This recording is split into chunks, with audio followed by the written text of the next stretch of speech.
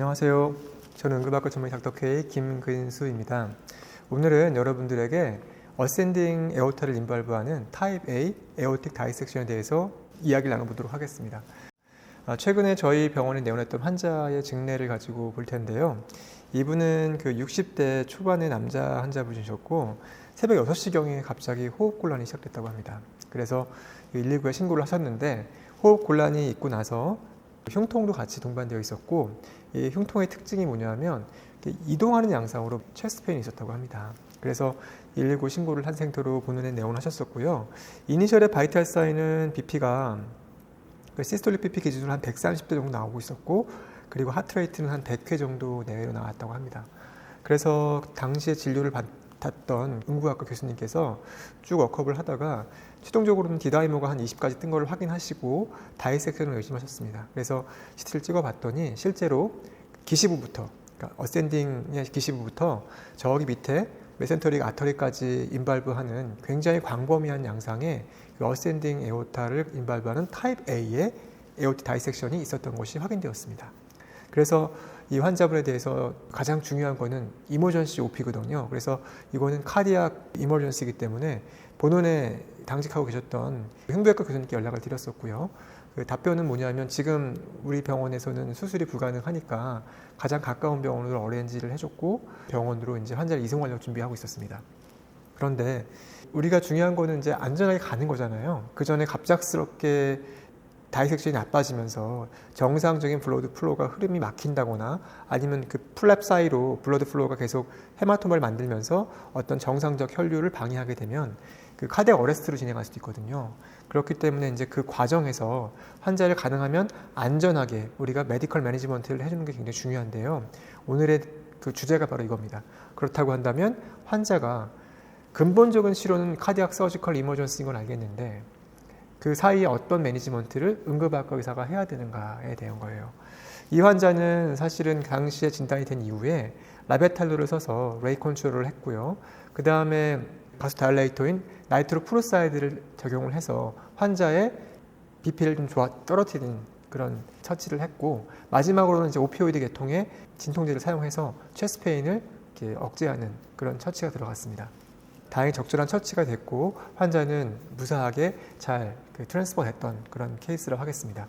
그래서 이 세세한 내용들을 좀 더 세분해서 정리를 해보면은 중요한 것은 이제 전원까지 또는 만약에 본원에서 수술이 가능하다 하더라도 수술실에 들어가서 수술을 받기 전까지 단계에서 어떤 처치를 할 것인가라고 볼 수 있어요. 총 3가지로 요약할 수 있습니다. 방금 말씀드렸던 내용들을 정리를 하면 첫 번째는 레이 컨트롤이에요. 레이 컨트롤을 해서 환자의 하트레이트가 60회 미만으로 내려가게끔 하셔야 되는데 이때 사용하는 약제가 크게 2가지가 있습니다. 한 가지는 베타블로커고 만약에 베타블로커를 환자가 감당할 수 없는 상황이라고 한다면 그 칼슘 채널 블로커를 쓸 수가 있어요. 베타블로커의 약제는 아까 언급드렸던 라베탈롤과 아이스몰롤이 있고요. 한번 볼로스로 투여한 다음에 kg당 적절한 용량에 맞게 CIV, Continuous IV를 걸어주면 되겠고요. 또 한 가지는 이제 아까 말씀드린 것처럼 베타블로커를 적용하기 어려운 환자의 경우에는 레이 컨트롤 할 수 있는 칼슘 채널 블로커가 있거든요. 대표적인 게 베라파밀과 딜티아젠입니다. 역시 마찬가지로 한번 볼루스로 투여를 하고 그 환자의 몸무게에 맞게 적절한 용량을 CIV로 걸어주면 됩니다. 그래서 레이 컨트롤이 60회 미만으로 되게끔 하시면 되고요. 그런 다음에 바소다일레이터를 투여하는 겁니다. 바소다일레이터를 투여하는 약제는 2가지가 있는데 한 가지는 나이트로프로사이드가 있고 또 한 가지는 니카디핀이 있어요. 2가지 약제는 약간 다른 계통이긴 하지만 근본적으로는 이제 바소다일레이션 시킨다는 건 똑같고요. 그로 인해서 환자의 BP를 시스톨릭 기준으로 100에서 120회 범위 안으로 적절하게 유지를 하는 게 중요합니다. 마지막 남은 건 이제 페인 컨트롤이죠. 페인 컨트롤은 보통 이제 오피오이드 계통의 약물을 쓰게 되는데요. 교과서에는 이제 업투데이트를 찾아봤을 때는 오피오이드 약물을 투여한다라고 되어 있고 뭐 어떤 걸 투여하라고 나와 있지는 않지만 대표적인 예로는 펜타닐이 나와 있더라고요. 그러니까 펜타닐 같은 경우에 우리가 응급실에서도 많이 쓰는 약제 중에 하나이기 때문에 환자의 페인 컨트롤을 위해서 펜타닐을 사용하면 되겠습니다. 이렇게 되면 우리가 3가지 주요 처치가 들어갔고요.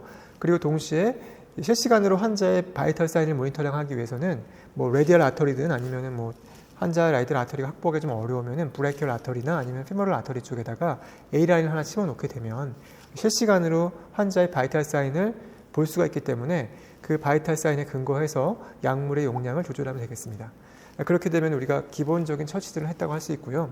그 밖에 폴릭 캐스터를 넣는다든지 아니면은 환자에 대해서 다른 중요한 모니터링을 같이 한다든지 하는 건 할 수 있겠는데, 이런 부분들은 어쨌든 환자의 다이섹션이 갑작스럽게 빠르게 진행해서 완전히 환자가 어레스가 날 수 있거나 아니면 다른 장기에 손상이 오거나 하는 것들을 최소한도로 하기 위한 노력입니다. 어쨌든 이런 것들은 근본적 치료는 아니지만 적어도 환자가 수술방에 들어가기 전까지, 그리고 적절한 치료를 받을 수 있는 병원에 가기 전 단계까지는 이렇게 처치가 된다고 한다면 최대한 병의 진행 과정을 좀 더 완화시킬 수 있지 않을까 생각이 듭니다. 향후에 환자분들 중에서 이제 이렇게 다이섹션이 의심되는 환자분들이 있었을 때 거기에 맞게 진단을 내려준 다음에 특히 타입 A의 경우에는 이 세 가지 사항을 꼭 기억했으면 좋겠습니다. 그래야지 여러분들께서 환자를 보셨을 때 환자들의 적절한 처치가 들어가게 되고 안전하게 우리가 환자를 치료할 수 있는 그런 기본 지식이 되지 않을까 생각이 듭니다. 오늘 다룬 내용들은 사실 굉장히 무서운 내용이기도 합니다. 저도 이렇게 타입 A를 만나게 되면 굉장히 긴장되고 무서울 것 같아요. 이론적으로는 뭔지를 알겠지만 생각이 안 날 수 있거든요. 그렇기 때문에 사전에 미리 한 번씩 이렇게 리뷰를 해놓게 되면 큰 도움이 되지 않을까 생각이 들어서 이렇게 한번 정리를 해보았는데요. 사실은 이번 주제가 폐혈증이었다가 제가 최근에 경험했던 환자 증례가 있어서 좀 빠르게 다이섹션을 바꿔봤는데요. 많은 도움이 됐으면 좋겠고요. 앞으로도 자주 한번 이렇게 영상 만들어서 함께 나누는 시간 갖도록 하겠습니다. 시청해주셔서 감사합니다.